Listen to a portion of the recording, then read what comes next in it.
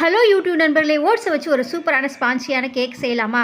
So ரொம்ப ஹெல்த்தியானதாக இருக்கும். Weight loss ஆகணும்னு நினைக்கிறவங்க கூட இதை ஓட்ஸ் சேர்த்துக்கிறனால தாராளமாக எடுத்துக்கலாம். ஸோ நம்ம ஹெல்த்தியான ரெசிபிஸ் எல்லாம் சேர்த்து தான் ஒரு சூப்பரான கேக் செய்ய போகிறோம். ஸோ அது எப்படி செய்யலாம் அப்படின்னு பார்க்கலாமா?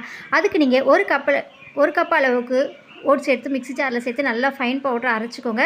ஸோ நம்ம மெஷர்மெண்ட் நீங்கள் எந்த கப்பால் அளக்குறீங்களோ அதை நீங்கள் யூஸ் பண்ணிக்கலாம். ஸோ இப்போ ஒரு கப் அளவுக்கு ஓட்ஸ் நல்லா ஃபைன் பவுடர் அரைச்சி சேர்த்துட்டோம். அதே கப்பால் ஒரு கப் அளவுக்கு ராகி மாவு சேர்த்துக்கலாம்.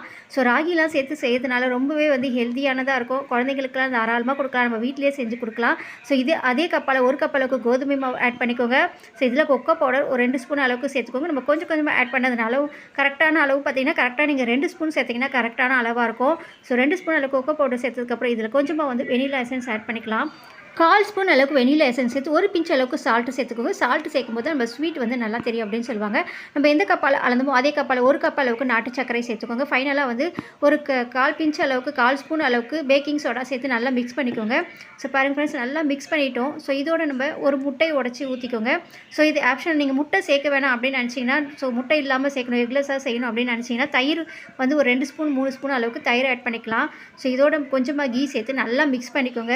ஸோ ரொம்ப டக்குன்னு செஞ்சிடலாம் ஃப்ரெண்ட்ஸ். இதுக்காக நம்ம தனித்தனியாக ப்ராசஸ்லாம் செய்யணும் அப்படின்னு இல்லை, எல்லாத்தையும் மிக்ஸ் பண்ணி நீங்கள் ஃபைனலாக கொஞ்சமாக பால் சேர்த்துக்கோங்க. ஒரு சின்ன டம்ளரால் 1 டம்ளர் அளவுக்கு பால் சேர்த்து ஸோ நல்லா ஃபைனலாக நல்லா கலந்து விட்டுக்கோங்க. ஸோ ஒரு பீட்டர் இருந்தால் கூட நீங்கள் நல்லா யூஸ் பண்ணி மிக்ஸ் பண்ணிக்கலாம்.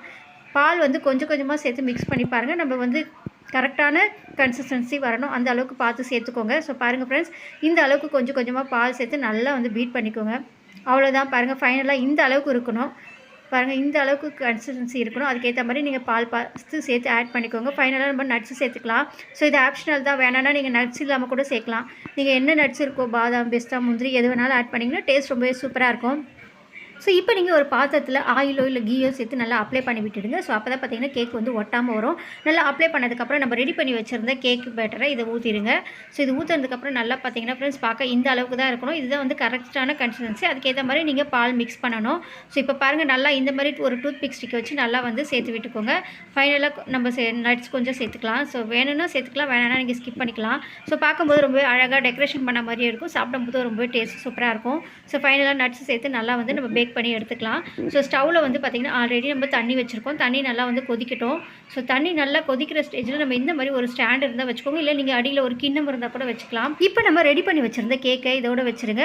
ஒரு 20 to 30 மினிட்ஸ் வரைக்கும் நல்லா குக் பண்ணி விடுங்க. ஒரு நல்லா ஸ்டவ் ஹை ஃப்ளேமில் வைக்காதீங்க, மீடியம் ஃப்ளேமில் வச்சு குக் பண்ணுங்கள். ஸோ பாருங்கள் ஃப்ரெண்ட்ஸ், மீடியம் ஃப்ளேமில் வச்சுக்கோங்க. ஹை ஃப்ளேமில் வைக்கக்கூட கொஞ்சம் லைட்டாக ஸ்லோ குறைச்சி வச்சுக்கோங்க. இப்போ நம்ம மூடி விட்டுடலாம். ஒரு 30 மினிட்ஸ் கழித்து நீங்கள் ஓப்பன் பண்ணி பாருங்கள். சூப்பராக நமக்கு கேக் ரெடி ஆகிடும். ஸோ பாருங்கள் ஃப்ரெண்ட்ஸ், நல்லா ஒரு 30 மினிட்ஸ் ஆகிடுச்சு. நல்லா சூப்பராக கேக் வெந்துடுச்சு. ஸோ வெந்துடுச்சான்னு செக் பண்ணுறதுக்கு நீங்கள் ஒரு டூத் பிக் ஸ்டிக்கை இந்த மாதிரி விட்டு பார்த்தீங்கன்னா அதில் ஒட்டாமல் வரும். ஸோ நல்லா ஸ்பான்சியான கேக் ரெடி ஆகிடுச்சு.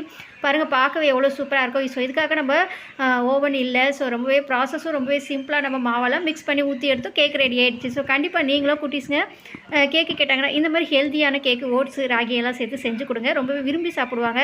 ஸோ நட்ஸ் எல்லாம் சேர்த்துருக்கறனால ரொம்பவே டேஸ்ட்டாகவும் ரொம்ப ஹெல்த்தியானதாகவும் இருக்கும்.